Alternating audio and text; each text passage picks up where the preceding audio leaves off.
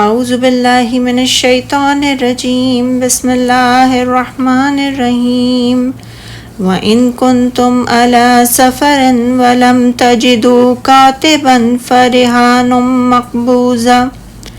فَإِنْ أَمِنَ بَعْضُكُمْ بَعْضًا فَلْيُؤَدِّ الَّذِي اؤْتُمِنَ أَمَانَتَهُ وَلْيَتَّقِ اللَّهَ رَبَّهُ وَلَا تَكْتُمُوا الشَّهَادَةَ وَمَن يَكْتُمْهَا فَإِنَّهُ آثِمٌ قَلْبُهُ وَاللَّهُ بِمَا تَعْمَلُونَ عَلِيمٌ۔ اور اگر تم سفر میں ہو اور تمہیں کوئی لکھنے والا نہ ملے تو کوئی چیز گروی رہن کے طور پر قبضے میں دے دی جائے، اور اگر تم میں سے کوئی دوسرے پر اعتبار کرے تو اس شخص پر اعتبار کیا گیا ہو اسے چاہیے کہ دوسرے کی امانت واپس کر دے، اور اپنے رب اللہ سے ڈرے اور تم گواہی نہ چھپاؤ، اور جو شخص گواہی چھپائے گا تو بے شک اس کا دل گناہ گار ہے، اور جو عمل تم کرتے ہو اللہ اسے خوب جانتا ہے۔ ارشاد باری تعالیٰ ہے، اور اگر تم سفر میں ہو یعنی مسافر ہو اور میعاد میں متعین کے لیے قرض کا لین دین کرو اور دستاویز لکھنے والا نہ مل سکے، یعنی جو تمہارے لیے لکھے۔ حضرت ابن عباس رضی اللہ تعالیٰ عنہ فرماتے ہیں کہ یہ کاتب تو موجود ہو مگر کاغذ یا دوات یا قلم نہ ہو تو کوئی چیز رہن با قبضہ رکھ کر قرضہ لے لو،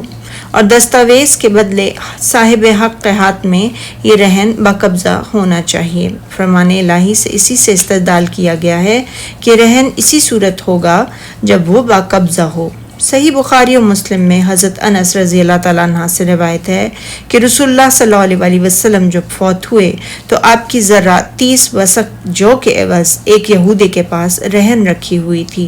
یہ جو آپ نے اپنے اہل خانہ کی خوراک کی ضرورت کی خاطر لیے تھے، اور ایک روایت میں الفاظ یہ ہیں کہ آپ نے مدینہ کے یہودیوں میں سے ایک یہودی کے پاس اسے رہن رکھا ہوا تھا۔ ارشاد باری تعالیٰ ہے، اور اگر کوئی کسی کو امین سمجھے رہن کے بغیر قرض دے دے تو امانت دار کو چاہیے کہ صاحب امانت کی امانت ادا کر دے۔ امام شعبی فرماتے ہیں کہ اگر تمہارے بعض کو امین سمجھیں تو پھر کوئی حرج نہیں کہ نہ لکھو اور نہ گواہ بناؤ۔ فرمان الہی ہے، اور اللہ سے ڈرے جو اس کا پروردگار ہے، یعنی جسے امین سمجھا گیا ہے اسے اللہ سے ڈرنا چاہیے، جیسے کہ اس حدیث میں بھی رسول اللہ صلی اللہ علیہ وسلم نے فرمایا، ہاتھ نے جو کچھ لیا ہے وہ اس کے ذمہ واجب ہے حتیٰ کہ اسے ادا کر دے۔